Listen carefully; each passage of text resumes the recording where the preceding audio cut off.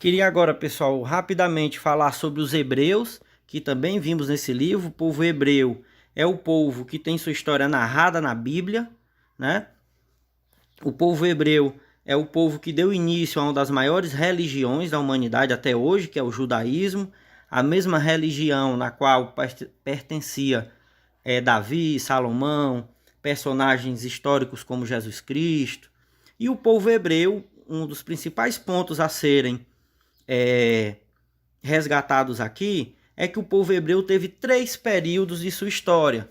Teve o período que eles foram governados pelos patriarcas, o período que eles foram governados pelos juízes e o período que os hebreus foram governados pelos reis, ou seja, foi uma monarquia. O que foi cada um desses períodos? A história do povo hebreu tem início com a Bíblia, narra isso no Velho Testamento.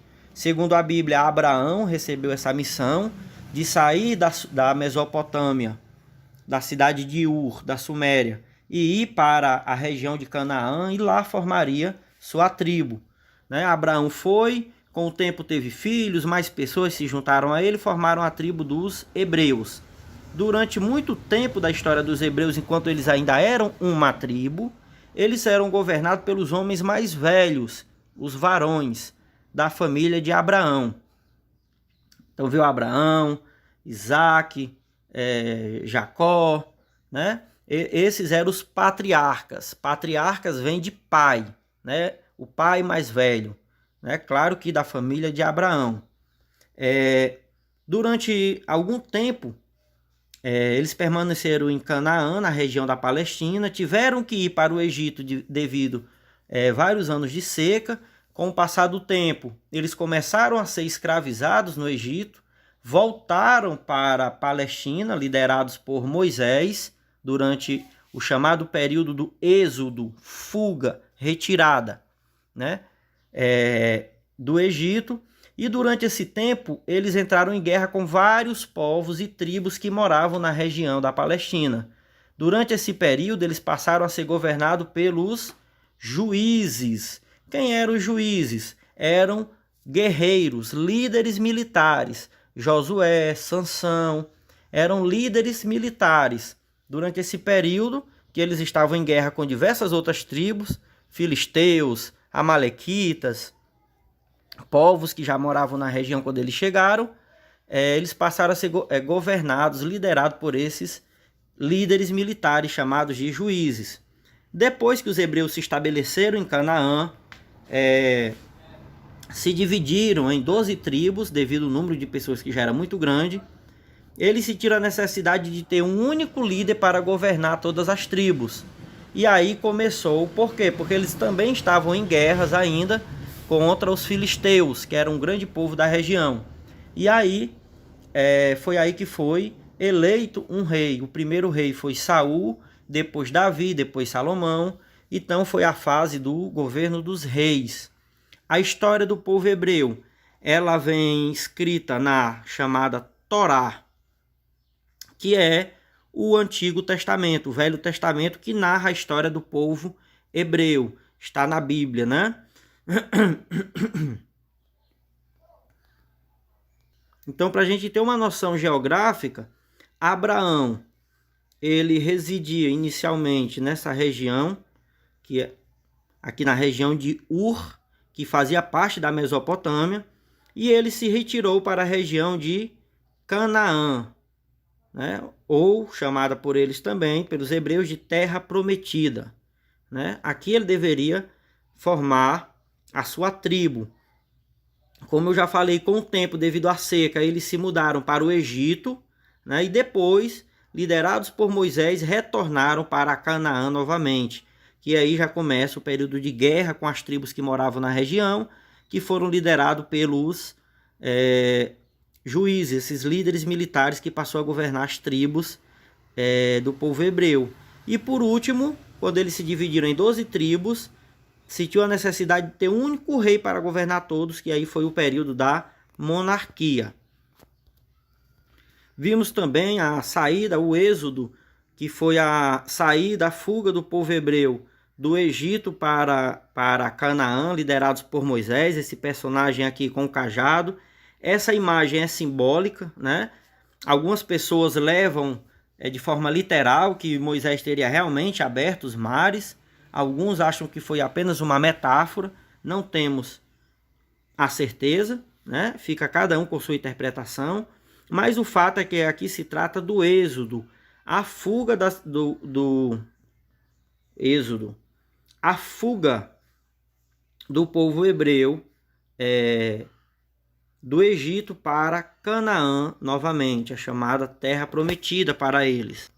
Davi, que é o personagem lendário que teria lutado e vencido a batalha contra o gigante, foi um dos maiores reis do povo hebreu até hoje, muito lembrado, juntamente com seu filho Salomão, né? O primeiro rei teria sido Saul, depois Davi, depois Salomão, né? O povo hebreu ele foi conquistado em diversos momentos. Sua capital, Jerusalém, foi conquistada. Sua população foi feita de escrava, né? Primeiro pelos assírios, depois vieram os babilônicos, o próprio Império Persa conquistou a região e depois os romanos, o Império Romano, né? Então foi uma região sempre ocupada e conquistada por outros povos. No caso, a cidade de Jerusalém, né, onde eles perderam autonomia e poder sobre a sua capital.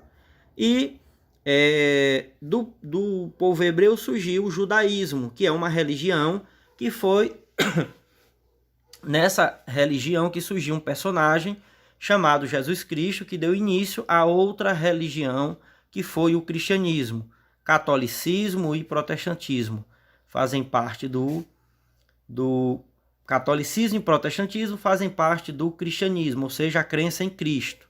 Assim como o cristianismo, o judaísmo ele é monoteísta, tem a crença em um único Deus, né?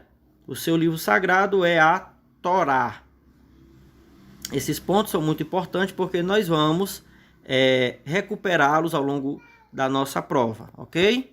Que será ao fim desse bimestre. Outra grande civilização estudada por nós aqui no capítulo foi a civilização persa. Como nós vimos, os persas formaram o primeiro grande império da história da humanidade, né? Vocês conseguem ver aqui que a região da Mesopotâmia, assim como a região onde eram os fenícios, o povo hebreu, até mesmo o Egito, toda essa região ela foi conquistada pelo povo persa e foi aí onde surgiu o Império Persa, né?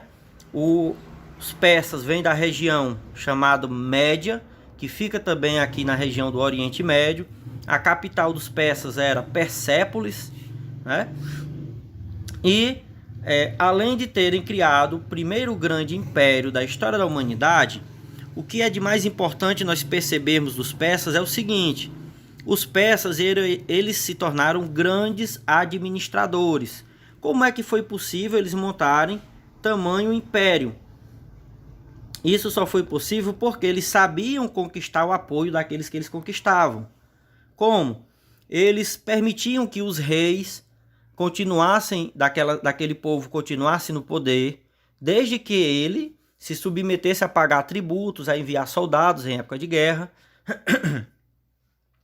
Permitia que os povos conquistados mantivessem o culto a seus deuses. Eles não obrigavam eles a cultuar os deuses persas, né? Tudo isso fazia com que os povos conquistados passassem a apoiar, não vissem os persas como inimigos, certo? E eles tinham um sistema de comunicação muito grande. Eles construíram milhares de quilômetros de estradas, cortando todo o império, para que, primeiro, o recolhimento dos impostos fosse mais rápido. Segundo, o envio de informações também fosse mais rápido.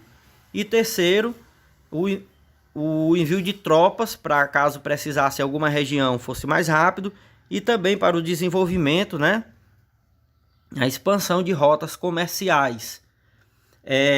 Cada região, cada província que eles conquistavam, eles dividiam essa província e transformavam em satrápia. O que era satrápia? Um território conquistado. Por exemplo, a região da Fenícia era a satrápia da Fenícia. né? O Egito, o território do Egito passava a ser a satrápia do Egito. E cada uma dessas regiões eles colocavam um governante, podia ser o próprio rei da região. Eles geralmente não matavam, desde que a pessoa se comprometesse a pagar tributos e enviar soldados quando necessário. Então eles colocavam o governante que fosse de acordo com concordasse com o governo dos persas, né? Queria também destacar aqui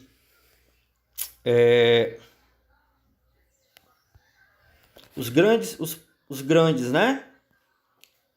Conquistadores e imperadores persas foi Dario I e também Ciro o Grande, né?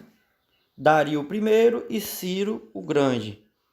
E vou passar logo para o nosso último grande povo, a economia persa, principalmente o comércio, mas também a agricultura, o pastoreio de gado, de ovelhas, o saque através da guerra também era utilizado, né? Eles conquistavam aquelas regiões, as rotas comerciais daquela região, as terras, tudo isso fazia parte da economia do império. E eu queria também destacar aqui o zoroatrismo, que era a forma de religião dos persas, né? O próprio cristianismo herdou muita coisa do zoroatrismo, como o zoroatrismo ele era monoteísta, acreditava em um único Deus, acreditava em céu e inferno, acreditava em bem e mal, certo? A crença nos anjos, tudo isso vem do zoroatrismo, que foi uma religião criada através do filósofo, do profeta Zaratustra, em pelo menos 500 a 600 a.C. Essa também é uma questão que vai cair nas nossas próximas avaliações. Por último, sobre os chineses, que foi o conteúdo que nós vimos na nossa aula passada através do nosso roteiro de aprendizagem, eu queria destacar a importância do Rio Amarelo para o surgimento da civilização chinesa, porque assim como na Mesopotâmia eles utilizaram a água dos rios para construção de grandes obras de irrigação, canais, barragens, tudo isso para fazer grandes plantações, grandes colheitas. Toda essa riqueza que vinha através do Rio Amarelo na China possibilitou uma grande riqueza capaz de alimentar muitas pessoas, e surgiram aí povoados que se transformaram em cidades, surgiram os senhores, os reinos, né? Na China, além da importância do Rio Amarelo, que Wangzhou, né, como a gente pode ver aqui, o Wangzhou, né, juntamente com o Yangtze, que é o chamado Rio Azul, também é o maior rio da China, o Yangtze, e o segundo é o Rio Amarelo. As terras férteis, nós vimos isso, e como outra característica foi o confucionismo, né, ou taoísmo, que é uma forma de religiosidade surgida na China há pelo menos 6 séculos antes de Cristo, 600 anos, e ela é mais ou menos uma filosofia de vida, né? Ela fornece ideias, preceitos, comportamentos de como você agir. Então, ela passa a fornecer, como nós vimos no nosso roteiro da semana passada, que foi o 14, ela lhe diz como agir com honestidade, honradez, bravura, paciência, compaixão, amor e cuidado aos mais velhos, certo? Isso era o confucionismo, que vem de Confúcio, que foi o filósofo que criou essa filosofia de vida. Por muito tempo essa era a única religião que havia na China, e que depois se juntou com o budismo, se tornaram as duas grandes religiões chinesas. A escrita chinesa também era baseada em ideogramas, ou seja, as palavras representavam símbolos, né? Não era fonética, né, como a dos fenícios. E até hoje é uma forma de escrita muito complicada, a chinesa, né? E aqui nós terminamos a nossa revisão e vamos passar agora para o grupo e fazermos a nossa atividade.